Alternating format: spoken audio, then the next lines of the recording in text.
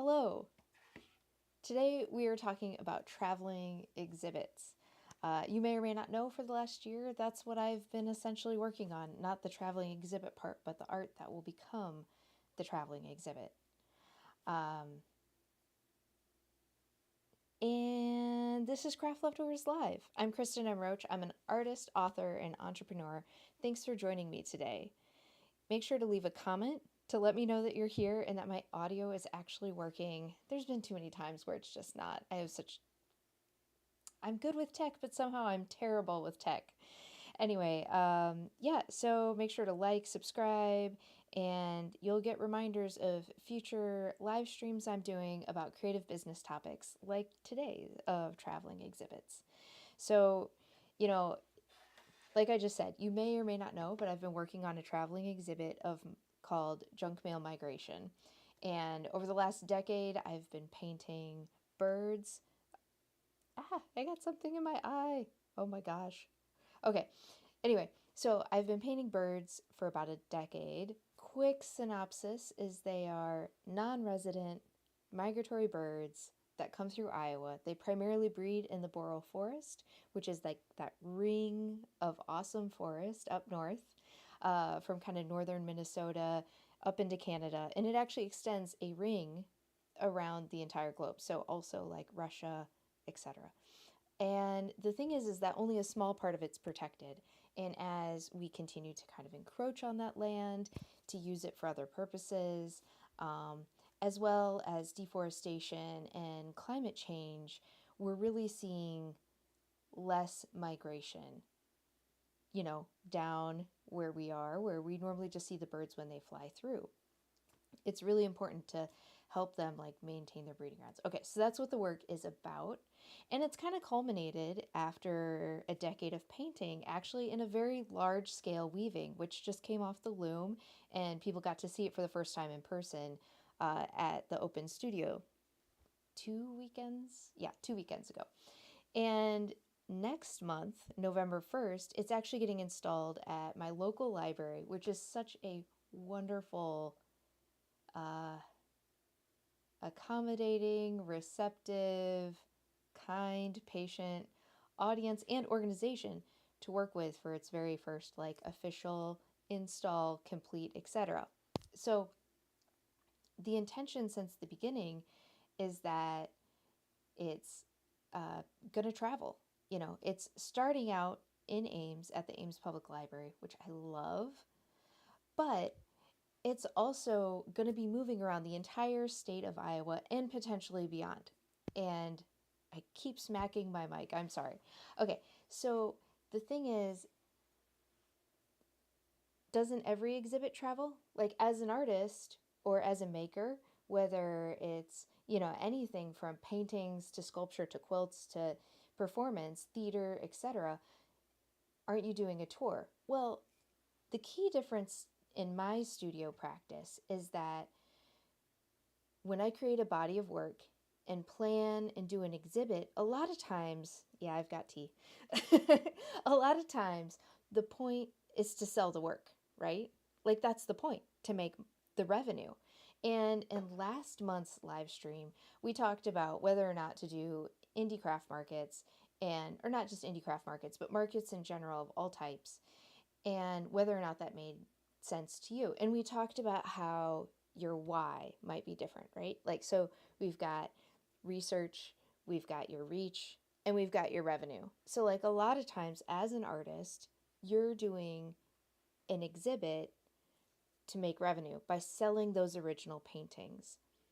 Well, a traveling exhibit, so what happens if you have two shows booked of the same work and then all the work sells, or like a chunk of the work sells in that first exhibit?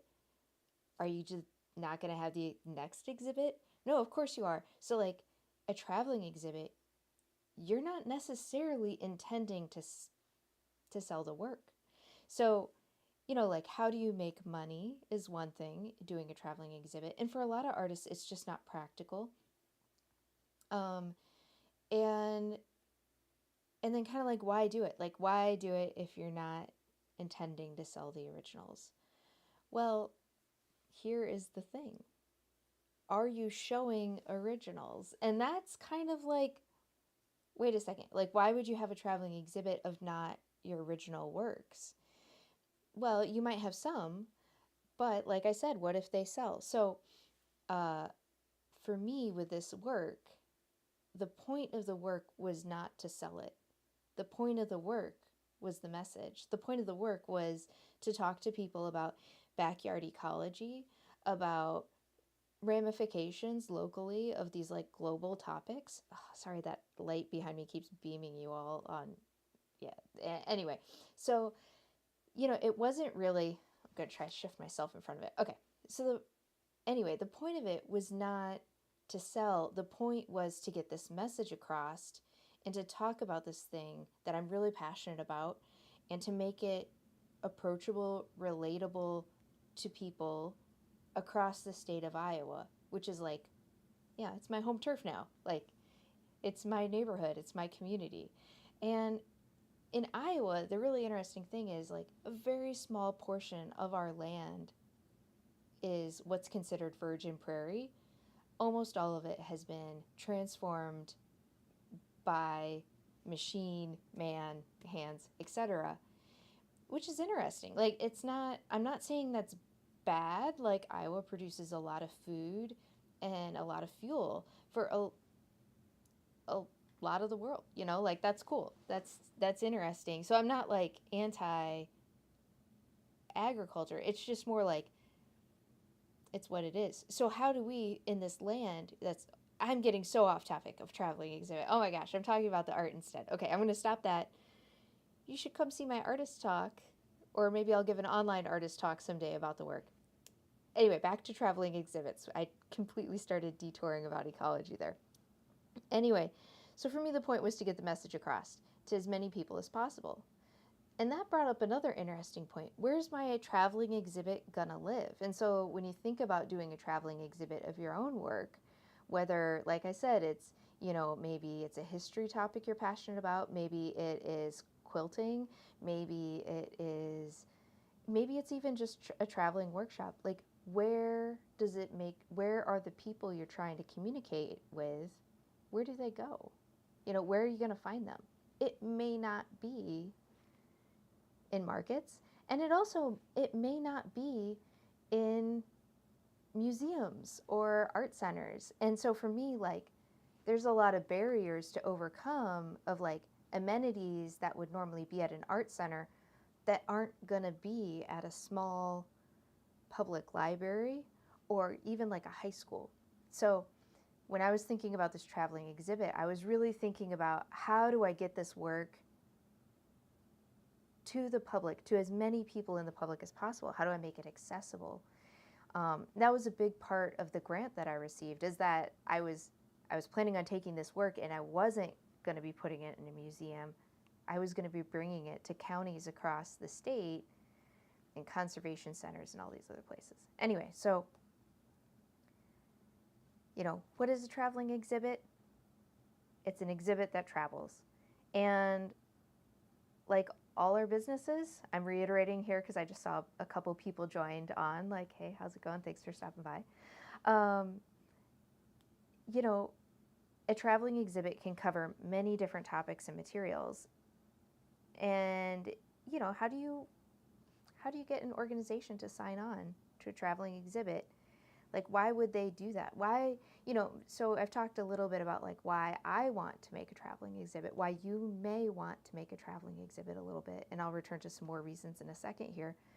But why do organizations want a traveling exhibit versus curating something and creating something in-house with their own collection or from their own people, like talking about topics that are local in their area? Well, one is to create a full-fledged exhibit with displays, with original works, or with like original materials. It's a lot of research and development. It's a lot of cost. The other reason is maybe they're looking for a new experience, something that they wouldn't be able to purchase, own, store, and house, but another institution is traveling it around. Or maybe it's something that highlights or complements their own collection. And so that's something too to think about is like when you're looking for places for your potential traveling exhibit, what would complement what that institution is doing? You know, how could it pair well with what's already going on there?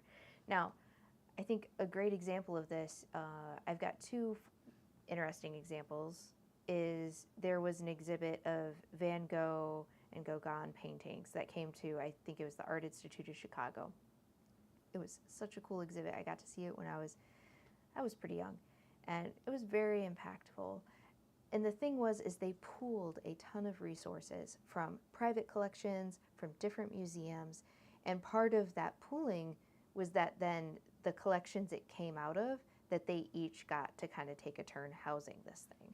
And so it traveled across Europe and across the United States and beyond. And it really became a very powerful moving piece for a lot of different communities in a way that was beyond what a single one of those institutions or the display of a single private collection could do. So it was a pooling of shared resources and collaboration that allowed this to happen. So that's kind of one. The other one is in Iowa, we actually had a lot of flooding that happened a few years back, probably about a decade back now. And one of the local museums actually they put their entire collection on travel and loaned it out to other institutions because their facilities got flooded and they had to completely renovate where they normally house the work. So it can be a way to like temporarily relocate a collection and put it on tour and travel it versus having to pay for it to go into storage. Okay, so let's see. What's missing from all this talk? A little bit. Well, I talked about it a little bit earlier. It's making revenue. It's like, is it possible as an artist, as a creative business person, to make money from your traveling exhibit? I think yes, which is a little bit of why I'm embarking on this adventure, but also I'm not sure, quite frankly. I know that you can because there's whole companies that will facilitate the creation of a traveling exhibit, but as an individual artist, I'm not positive. I know that there's a pathway to do it, and I have some ideas. So we'll have to check back in on this topic in like a year or so and see was I right? Or was it totally like, oh no, money pit, it was just for the good of the community kind of thing. You know, one way is that this work was funded by a grant. And so it's contingent a bit on showing it for free, at least in this first year. So everybody in Iowa who's signing on board to showcase my traveling exhibit this year, the grant is actually allowing that to happen. So that's one way that it can at least maybe not completely cost you so much money. And there's a lot of other peripherals around an exhibit that you could provide that could allow for it. You know, if you look at what I would consider like the pinnacle of traveling exhibit excellence, which is the Smithsonian Institute's traveling exhibit program.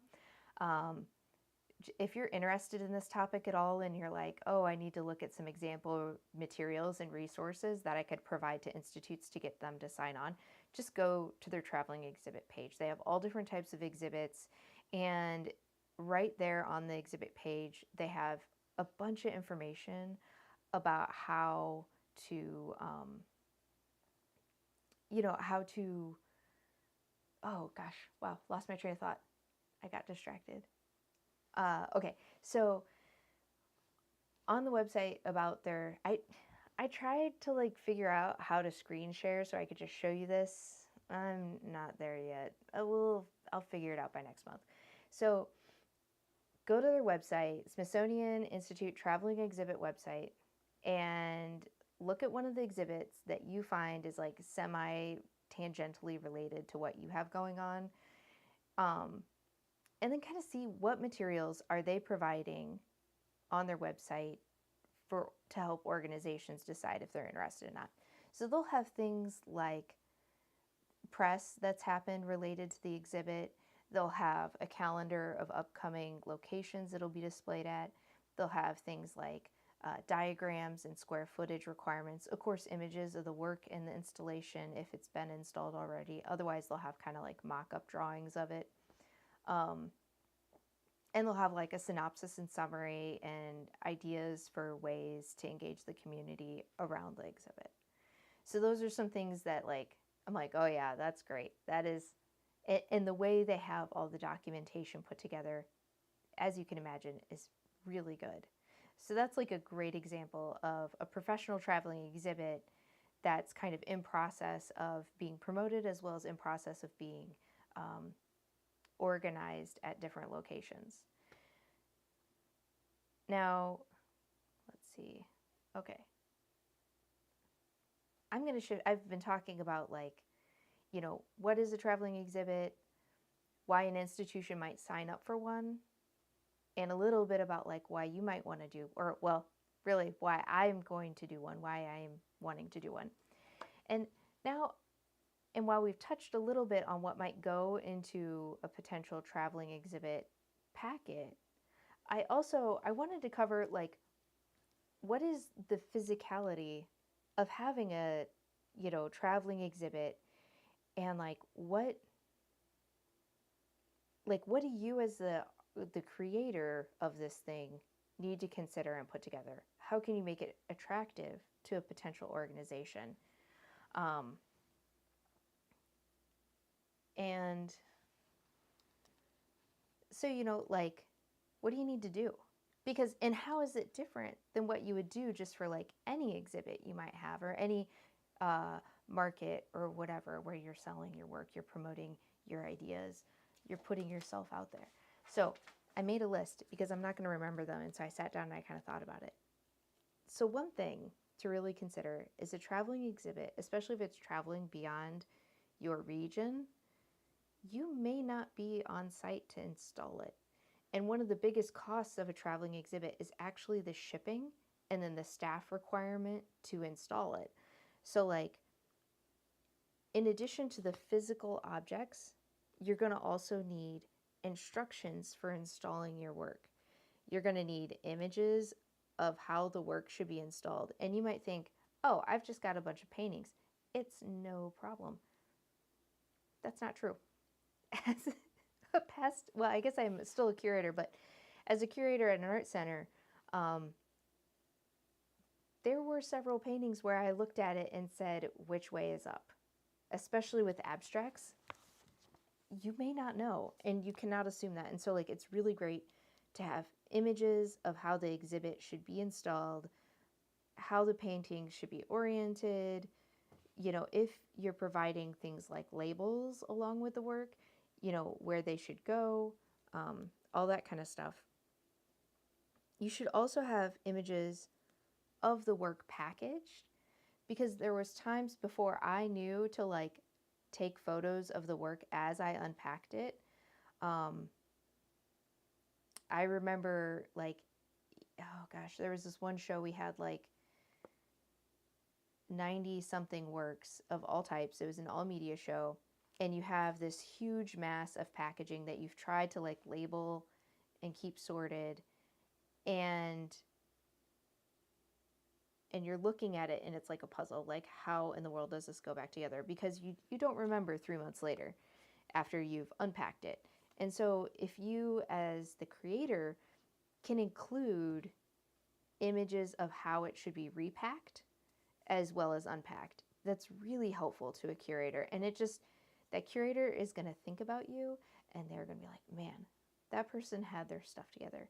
And you might be thinking, I don't have my stuff together, I'm scrambling to try to write up this documentation. But just by like taking a photo, printing it out, and including it with your stuff, they are going to think the world of you. I'm not kidding. You can include labels for your work, but even if you don't, like maybe the institution wants to handle that in-house, which is fine, you should label your work. Like on the back of your work or at the bottom, have a label with the title and your name. And if you're providing multiple packaging, like what box crate thing it should be put into. Um, and that's another thing where like it, if you've got 20 paintings and they all look similar, they're all similar sized abstracts, it can be easy for a curator to mix those up. And when you're taking something on a traveling exhibit, there can be a bit of that telephone where, on the other hand, I received a traveling exhibit and it showed up and it was such a mess, and it had only been to like 3 other places. Stuff was all over the place. Things weren't, it was kind of just crammed with some tissues. Some other things were just rattling loose in a box. I had no idea what labels went to which objects because the objects weren't labeled. And yeah, so label your work, even if the institution is going to provide labels. And that kind of leads to the next thing is have an inventory sheet of every art piece, but then also have an inventory sheet of every object that you are including in the traveling exhibit. So maybe, so like with this upcoming exhibit, in addition to the paintings and the tapestry, we're also having a lot of like computer tech, and there's like, 20 wire harnesses labeled 1 through 20 and that kind of thing. And so I'm going to provide an inventory list of every single thing that will go along with the exhibit. And then I will also provide an inventory list of all art objects with both their retail price for the originals as well as their, what I would consider the insurance value. Some other things that can be really helpful to include for the partnering institution is a catalog. Now, you might not have money to print a catalog in the quantity that they need, but you can provide them with a PDF, and maybe it's something that they can print in-house for you for the exhibit. And if you do have paper copies of a catalog, you can go ahead and include those. And if you are including tech, a troubleshooting guide. So it may seem obvious to some people, like Jason's awesome, but for me, like, I remember we had a piece and it was like there was a password login for a computer and we could not turn the thing on because we weren't provided with a password. And so really simple things like that, if you have a guide that's included that, like, if there is like a password login for the computer that's related to the tech, and the steps to prompt and open up the thing, and then like if it's not working, here's like the 3 top things that are probably why, like maybe just, is it connected to the wire, wireless, does it turn it off and turn it back on again, those obvious things. You're not necessarily going to be working with somebody that has an IT department that they can troubleshoot those basic things. So giving that information up front is really helpful. And then if you want them to use like cotton or nitrile gloves for handling your art, include several pairs.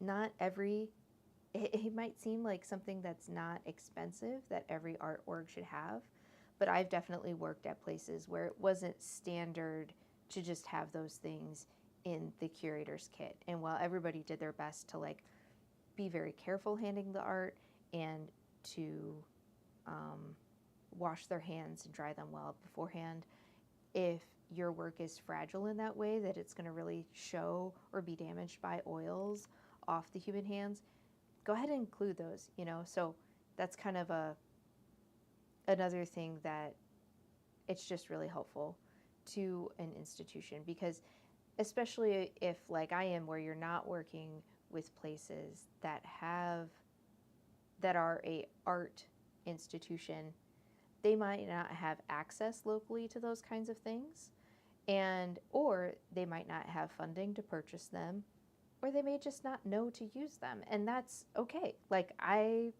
want to work with everybody. I don't care if they know or not, but if it's important to me that they use those protective measures, I'll just provide them. Um, okay. So those are some things that are really helpful to include with. Now, if you can, like the tapestry is really complicated to set up. We are so lucky to be working with the Ames Public Library, which is like literally a block away from my studio for the very first install, because they are being very patient. They have an amazing staff that is working with me on figuring out what's the best protocol for installing. And they're asking me so many great questions about, like, well, what about if XYZ? Um, and the other thing that, we've been thinking about too is, while a lot of places might have access to a ladder for maintenance purposes, we're really lucking out at the Ames Public Library that they actually have a lift, which is amazing. Um, and so this very first install, we get to use a lift to install it, but next time it'll probably just be ladder. So how do we do that? The work is 50 pounds, it's big, it needs to lay flat. Anyway, there's all these complications. So we're actually going to take a video of how to install the piece. Like, what is the best protocol for laying out the work and then lofting it into the air that, 10, 12 feet, if the ceiling height allows it. So if you have access to a space where you can install your work, if there is like a complicated hardware mechanism, providing a diagram at a minimum, or a video, really amazing.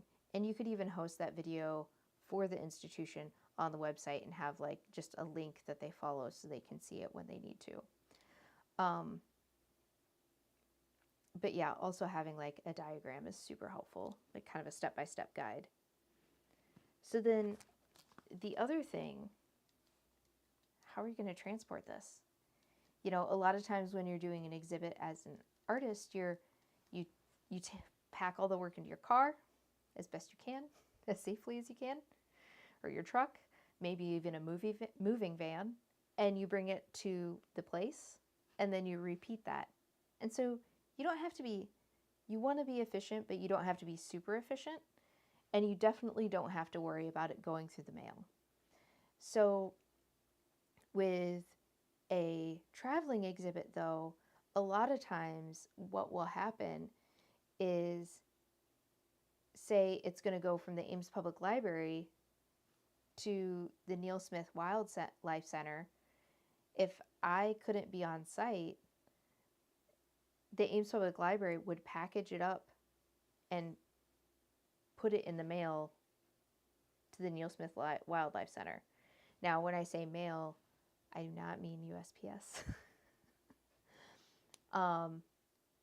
I've honestly found over the years, like, if it's a single large art object, FedEx is actually pretty good. I've received a lot of artwork when I was the curator over at the Octagon through FedEx, and that actually was really well handled. And I've shipped some pretty heavy things through FedEx, and it's been okay. It's expensive, but it's okay. It's cheaper than driving it. Now, we're talking about several crates of artwork, which I've also received and helped ship before. And that you're probably going to want to use an art shipper. Now, it's been years, so I don't have a good recommendation. But basically, the process is you crate everything for shipping. Like, you build a physical wood crate with slots in it for all your paintings, with foam padding and protective sheeting in between it. And then the art shipper comes and picks up your work, they put it on their truck, and then they deliver it. And they're very well versed in handling art objects, so they're not gonna be stabbing it with a pallet, like a pallet lift, or they're not gonna be stabbing it with a forklift, is what I'm trying to say. If you can make it so everything will fit onto a pallet, you could potentially use what's called a freight shipper, where they will come and they will put the pallet onto a lift, put it into the truck, and then it'll get delivered. That might be in transit a bit longer than an art shipper, it's going to be less expensive, um, but you are kind of ideally, everything would be on a 4 foot by 4 foot standard pallet. And I think they usually prefer it to not be taller than about 4 feet. So think like a 4 foot cube. So that's kind of something to keep in mind. The work that I'm creating, we're actually designing this really cool pedestal where the entire work will pack down into the pedestal. And then all of the electronics and everything and promotional signage and all of that stuff will actually then go into the pedestal. And so like that is going to make it easier to ship, but it's still going to be 60 inches by 18 inches by 24 inches, which is larger than that sweet 48 inches, and it's going to be considered oversized. Honestly, at this point, I haven't quoted out what is going to be the best way to ship that. A couple places so far are also displaying the bird paintings. And so this is another interesting thing I wanted to talk to you about before we ended today, which was originals or reproductions. So for the Ames Public Library, they were actually like, when I said I could do reproductions, they were like, oh yeah, that would be great. And for me, the paintings are going to be hung in this gorgeous vestibule that's like filled with sunlight, so beautiful, terrible for my art. It will fade it, cause it to curl. Like, so far so good on that not happening, but I feel like getting blasted by sunlight for a full month probably is not going to be helpful for the longevity of the work. And so that they're okay with reproductions is great. And I'm actually mounting them so they are mounted in the same way as the originals. But thinking about like the future of this exhibit, it may be that to make it accessible to more communities, that I actually do a series of just flat prints that can be hung straight on the wall, and the whole exhibit could essentially be rolled into a tube, and then and the work could kind of just, you could bring it out, let it kind of open up, and then it could almost be like a poster show, which normally I would be like, oh, the originals, you've got to see them. That's like how the work was meant to be seen. It's so tactile and beautiful and etc. But when really thinking back to my mission of getting the work and having that impact as broad as possible in the kinds of places that I want to display it, there's a couple things to consider, which is one, a lot of them might have many unsupervised children coming through and potentially touching the artwork because they don't know the like look with your eye, or what is it, like look with your eyes, not with your hands, I think is what we told people when we gave tours to small kids groups. And they might not be chaperoned by a tour guide, a docent, etc., to make sure that the art is being, treated as a precious object. So there's a higher likelihood of getting damaged when you're placing art in, say, a small public school. And then the other thing to consider is showing the work in non-art institutions. They may not have liability insurance that covers your art in case of theft, damage, natural disaster. So this is kind of an interesting thing to consider as an artist who's exhibiting, because quite frankly, a lot of galleries also do not have insurance that covers the art they're displaying. And I've seen this play out in a couple places. I think as an artist, legally, if someone takes your work into their care, unless they have you sign a waiver, you could make the claim that they're liable for damage, loss, theft, etc. But do you have enough money to fight for that? And then the other thing is the work and transport. Like, who's liable for the work when it's being transported from one exhibit to the next? So say, for instance, it's going from the Ames Public Library to the Neil Smith, and maybe the Ames Public Library staff is like, oh, we don't want to pay for shipping, so we'll just take it to the next location. How kind. Well, what if they're loading it into their car and they drop a crate and one of the works is damaged? Who's liable? That individual staff person? That would be terrible. The library? The next place that it's technically getting loaned to? It just becomes a huge mess. So you may or may not know this, but like my art business, which Craft Leftovers is nested under, is actually an LLC, or a limited liability company.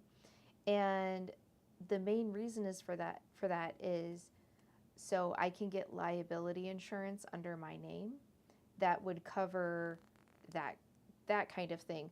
It would also cover who's liable if the artwork falls off the wall and lands on somebody. I guess it depends whose fault it was. Is it because the Institute didn't hang it correctly? There's like a fault in the wall. They didn't use the recommended hanging method. They missed the stud, whatever.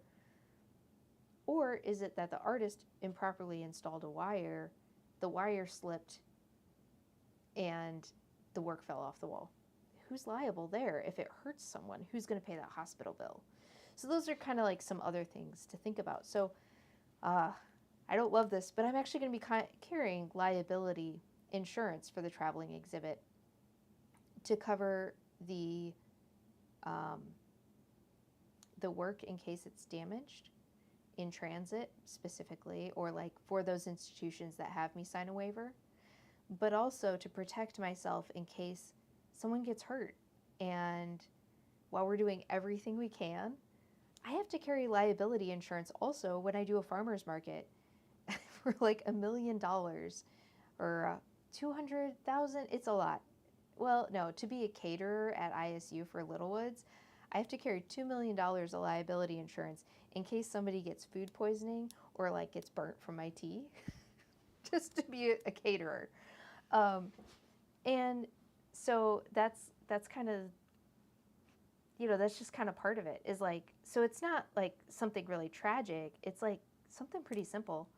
And while you might say like, oh, the work's not going to fall off the wall, let me tell you, I once hung a very large painting, and I had asked the artist, I was like, I'm not sure about this wire. I don't think it's rated for this level of weight. I have some concerns. And he was like, no, I've hung it plenty of times. It'll be fine. Just stick it on the wall. What are you being so fussy about? I know what I'm doing. And I'm like, okay. I hung it on the wall, and I came back the next morning, and it was on the floor, which made me feel freaking terrible. There's only one thing worse than damaging your own artwork, and that's damaging somebody else's. And it doesn't matter if it's your fault or their fault. That is like a gut-dropping moment of feeling like absolute garbage. So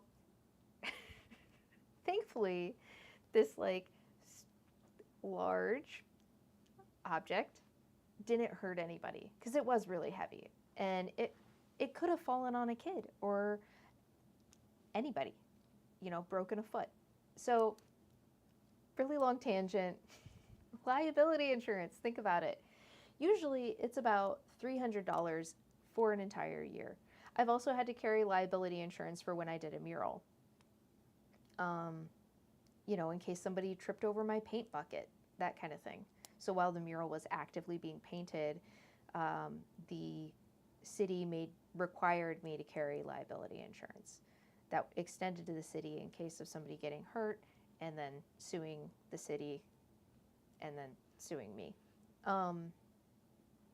So that's definitely something to consider. And something to consider for all those other reasons I just mentioned beyond traveling exhibits. But in the case of a traveling exhibit, especially if it's going to non-art institutions, just think of all those things that it might be worth it to get.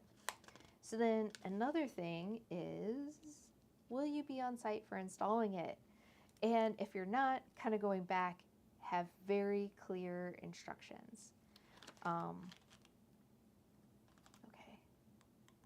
Wow. I feel like this should be like a two-parter. I apparently got lots of things to say about traveling exhibits. Okay, so then I just had a thought that I thought was very important, and now it's completely gone. Give me just a second. I'm going to take a sip of tea. I feel like being like, today's tea is today's Craft Leftovers Live is brought to you by Little Woods Herbal. Check it out. I'm actually drinking top of the morning. It's really good. It's a really strong black tea we make. Okay, traveling exhibits. It's talking about liability insurance. Talking about the things to include, transportation. Will you be on site?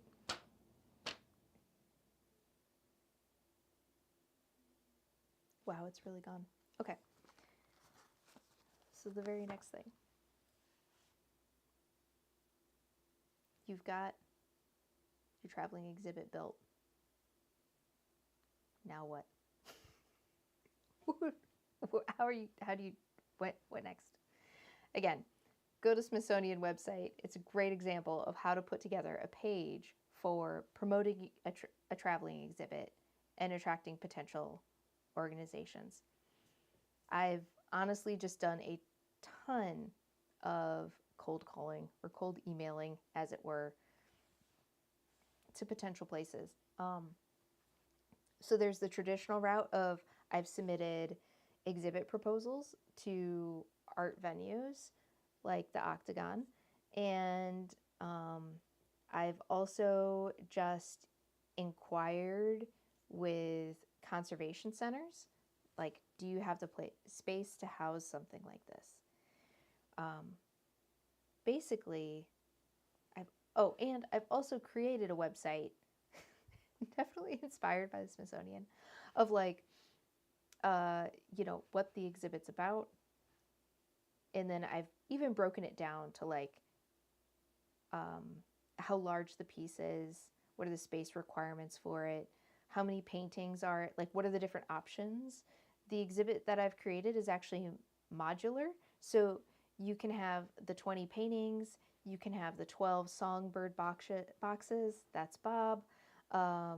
You can have, he's so cute, here let me see, that's his chair that he sleeps in all the time in my studio. He's getting to be an old pup. That's where he likes to hang out. Okay, so like there's all of he totally sidetracked me. Oh yeah, so like you can have the paintings, you can get the birdsong boxes, you can get the tapestry, you can do all three or just one or two of those modules essentially. And so then I have space requirements for each one of those things, even down to like it needs an outlet, it can be suspended from the ceiling or the wall, what kind of hangers are on the back of the paintings, that kind of thing. The different dimensions of the paintings, the range of sizes, and then what birds are represented in the paintings. So they kind of have an idea of like what's going to be relevant to their community. I just added a press release to all of this. So there's actually like a press release about the upcoming show, so they can kind of see that I'm doing what I can to promote the exhibit series for the partnering institutions. This press release I just did is about being at the Ames Public Library. And the focus was that it's kind of like the debut exhibit of this this Iowa Arts Council funded project. So then from there is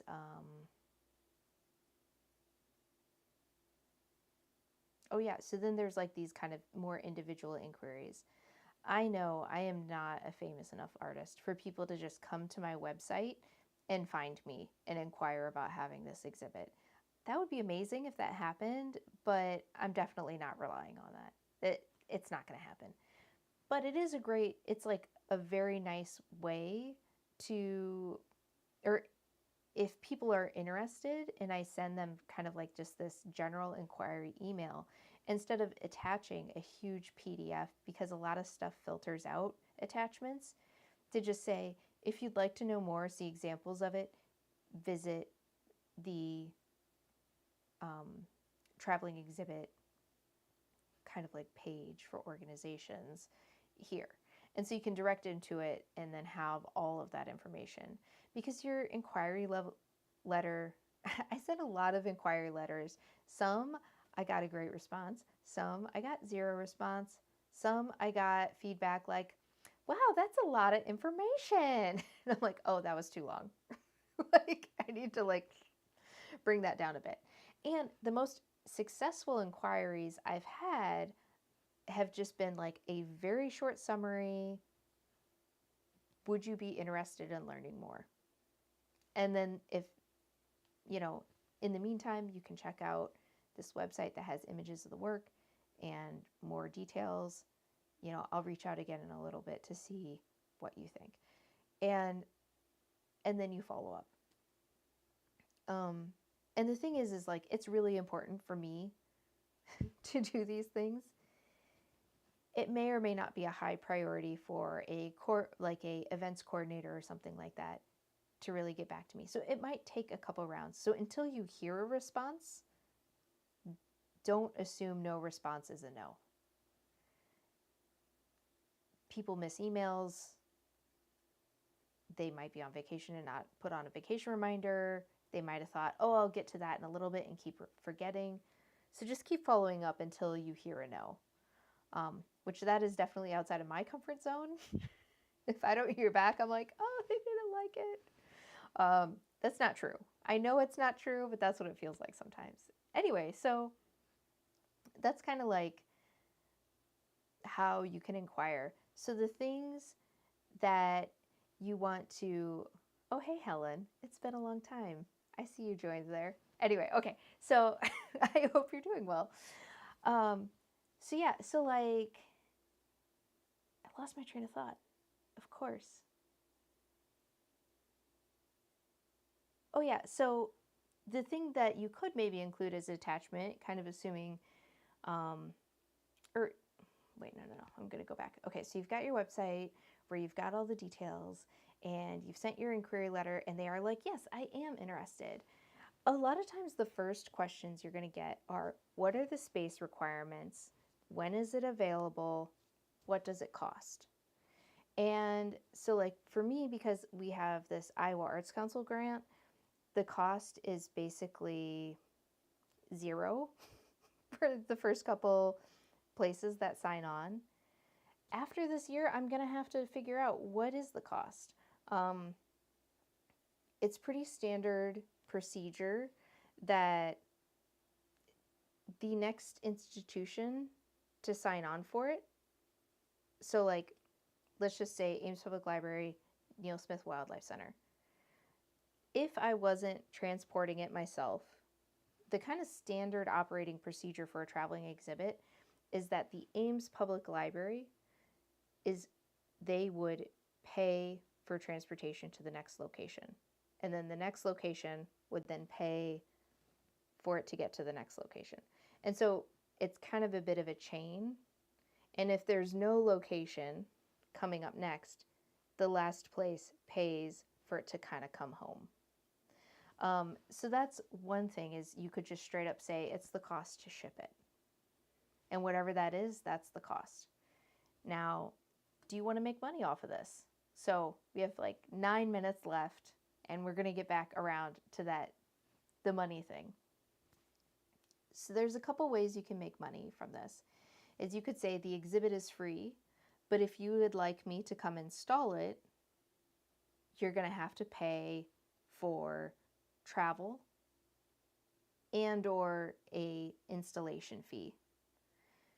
The other way would be a speaking fee or a workshop kind of instructor fee if you offered enrichment programming. And so like, what else can you provide for the institution, which one could help you generate income and kind of justify a budget line for them, as well as make it a more complete programming, like beyond just things on a wall. You could do things like offer prints for sale that they could sell in their gift shop, and they would get a portion of those proceeds. So, like going back to the Octagon example, the Octagon, I think they take 40%, or maybe it's 30%. I think it's 40% of anything sold in their gallery shop.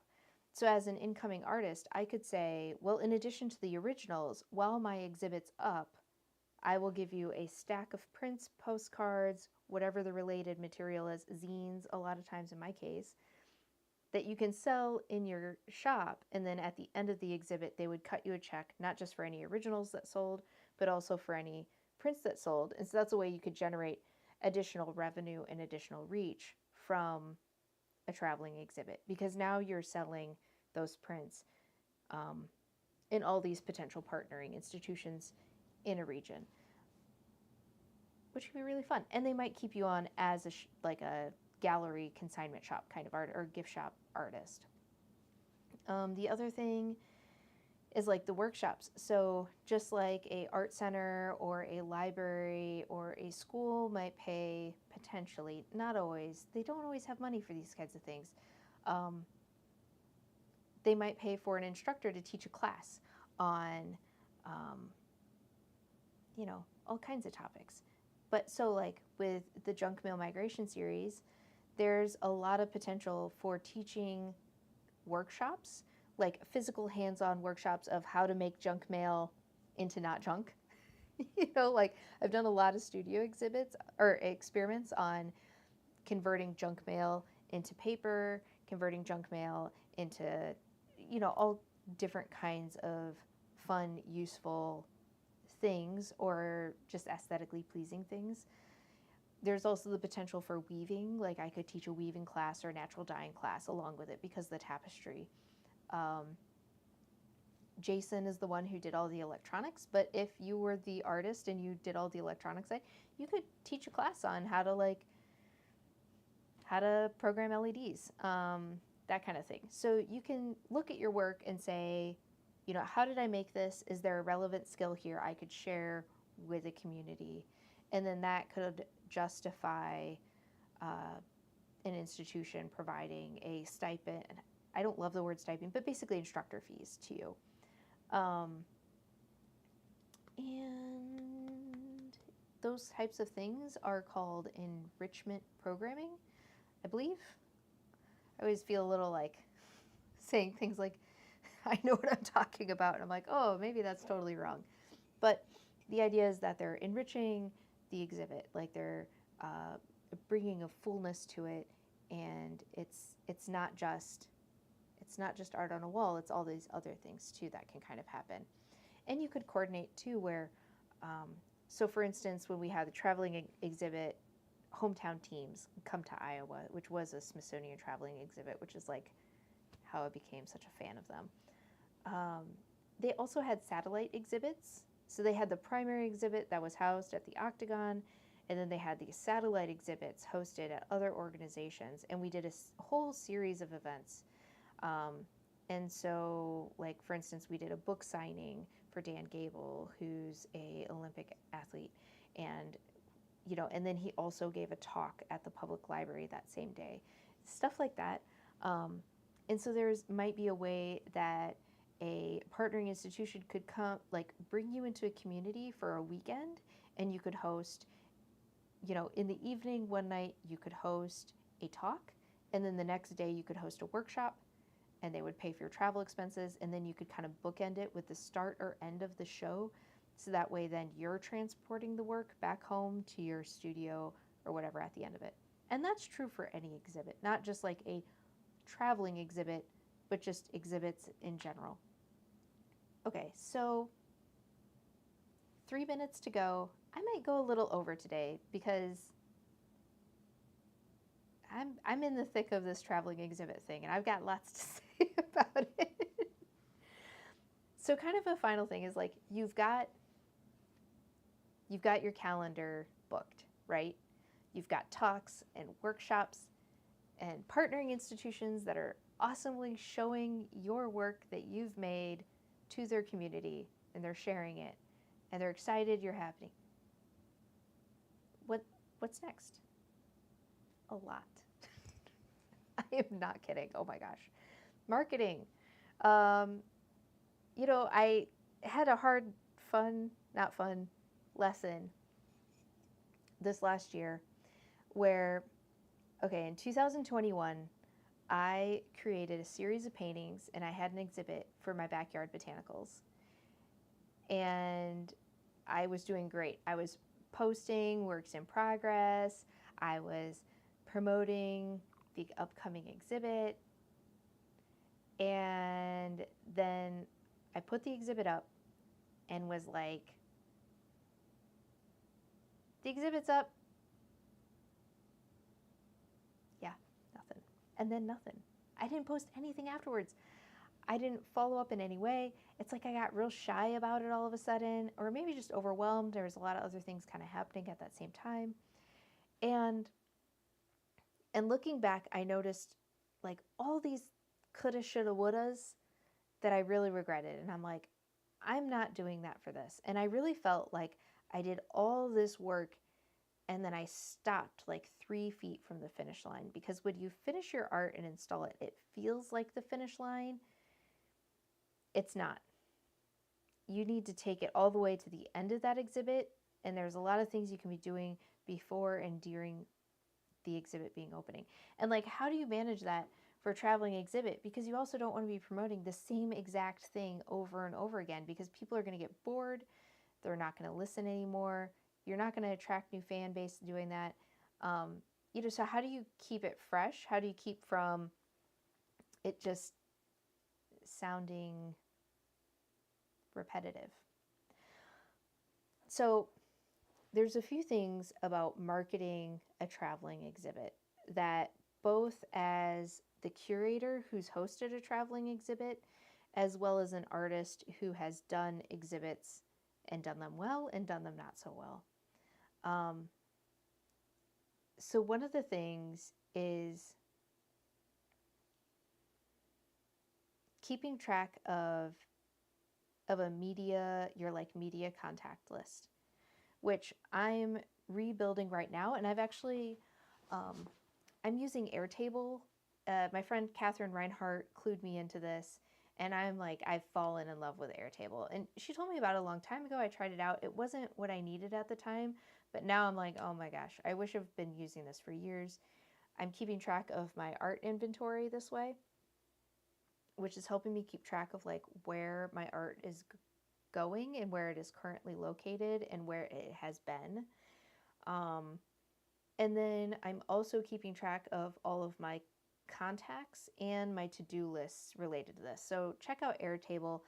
I'm not sponsored in any way by them, and nor Skillshare, but honestly, I've been watching a lot of classes on Skillshare about Airtable, and that's really helped like allow me to just like jump right into it and really use it well rather quickly. So that's been great for keeping this all organized. So what I've done is, because I'm kind of going to these different types of institutions, and I'm actually approaching different publications about promoting this. So I wrote my general press release, which I will send off into the world this week to all your standard news media outlets. But in addition to that, I'm also going to be following up with a list of about a dozen media outlets that I would like to write about this. Some of them take almost like reader submissions, like they're like you submit a story and then they might put it in or not. Other places, you pitch them an idea and then they decide if they want to run a story on it, and they'll send out an actual writer to you. So each one of those publications, I'm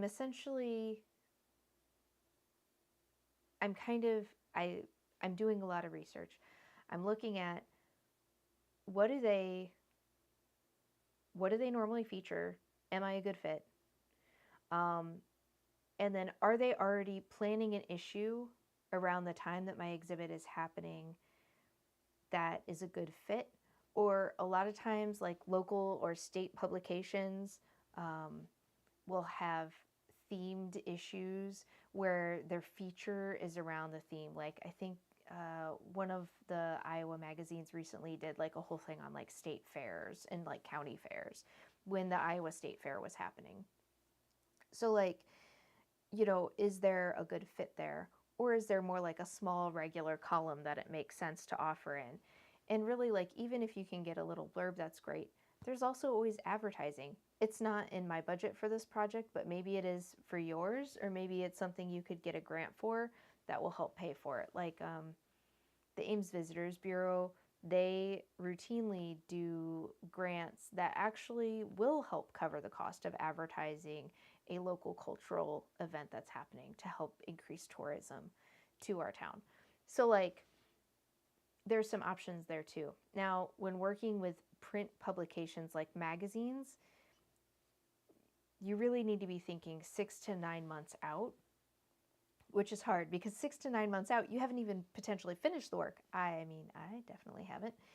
And so, how do you write about that? Well, one of the great things about a traveling exhibit is it's traveling, right? It's going to be on the road for a long time. So, it gives you the opportunity to take pictures of it installed in a place and, and then get your article in a magazine where it's at another place um, and have like in situ type photos of it.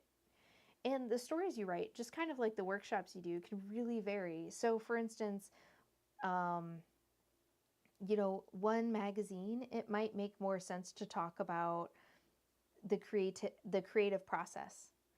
Um, Another magazine might make more sense to talk about the tech and science. And so, like, spend a little time just free thinking what are the different aspects of the project and what are the potential writing scenarios there. And it's not even that you have to write all those, but you could write short summaries and send out pitch inquiries and say, would you be interested in an article like this for X publication during this time frame? And they'll just yay or nay it right out of the gate. And if they don't even like your synopsis, don't write the whole article. You could always write articles too for your own blog, but a lot of times magazines like to see fresh content that hasn't already been published in other places. So that's something to kind of keep in mind too. Now, there's also community calendars. And I've actually just recently been missing my intern because I'm like, oh my goodness, I have to. Well, she started out as my intern and then she's my studio assistant. She helped me a lot with getting my exhibits listed in all the community calendars because I just have like a spreadsheet of community calendars in the area, and um, it takes a couple hours to go through and get them all listed.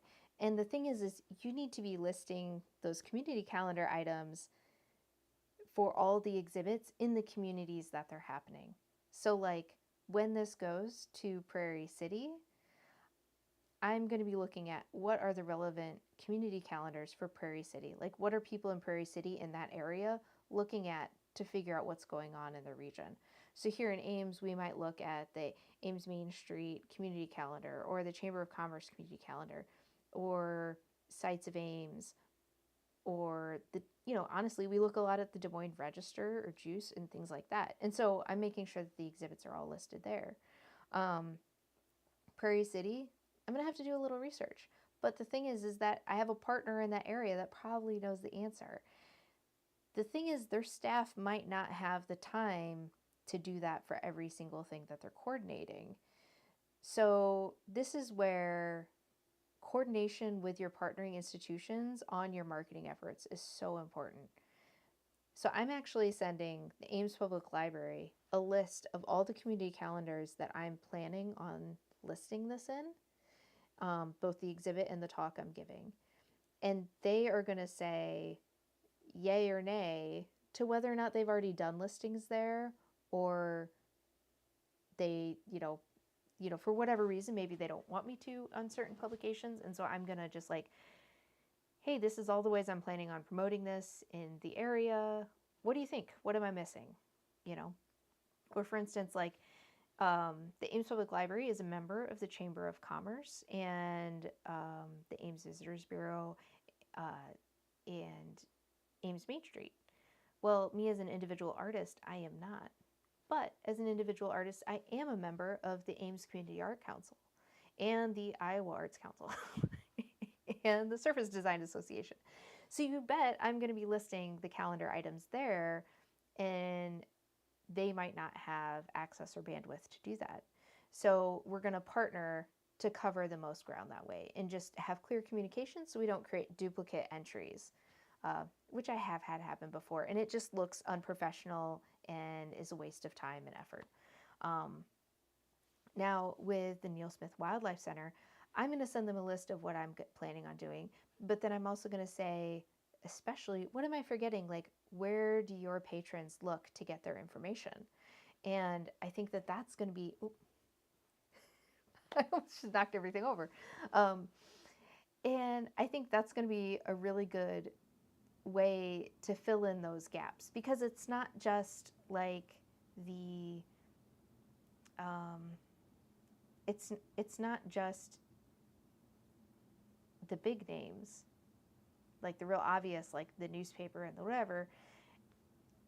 A lot of communities have small organizations, mailing lists, or small publications that you wouldn't really know about unless you were living in that community and getting the mailer in your mailbox. So like here in Ames, kind of a funny one, I don't know if this is around anymore, but for the longest time, the Sun Times was a great community calendar. It just showed up in your mailbox whether or not you had a subscription. And actually, a lot of my junk mail paintings are on the Sun Times. I'm like, it's like junk mail that I didn't really mind getting. They mostly paid for it with advertising for real estate stuff, but they always had a community calendar. And I always checked it out because there was lots of like interesting fairs, festivals, garage sales, pancake breakfast, stuff like that. That's pretty cool. Now, and you can always look larger too, like national calendars as well, if that's relevant to your work.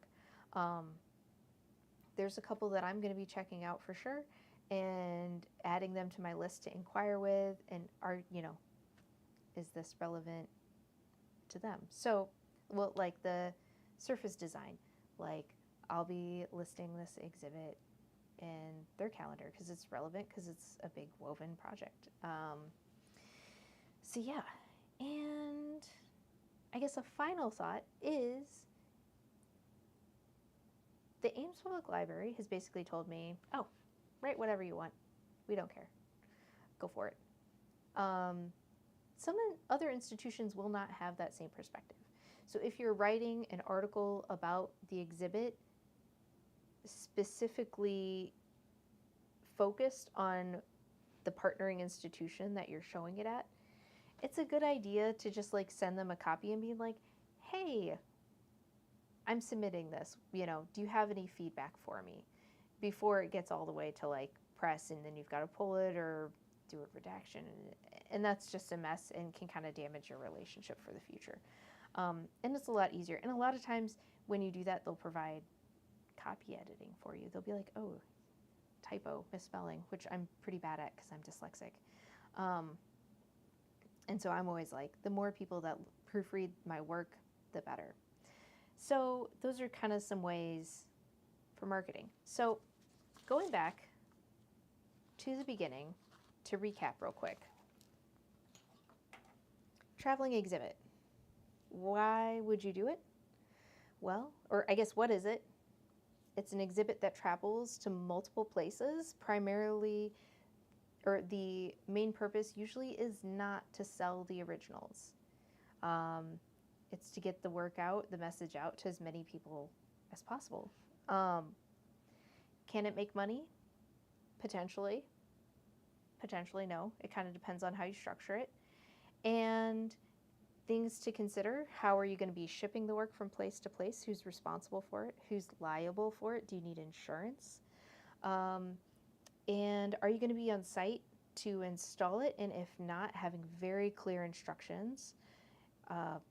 include an inventory list of everything that you are including in the exhibit. And, you know, how to inquire is something that we like, how to talk to partnering institutions about your work, and then coordinating marketing. And so I think those are kind of the main aspects of traveling exhibits so far. I feel like each one of those I could have really gone even deeper with. And I think what I might actually do in the future is some of these materials that I'm generating for my traveling exhibit, I'll go ahead and make those into templates. And as I make them, I'll go ahead and release them on craftleftovers.com, where you can find show notes for this and other live streams and podcasts I've done in the past. And we're over time. I haven't gone over time in a while, but I don't know about you, but I felt like that was all really good, especially if you're considering going on this crazy pathway of doing a traveling exhibit. So that's it for today. Thanks for joining me. Don't forget to like, subscribe. If you're catching this later as a podcast, leave a review. It really helps.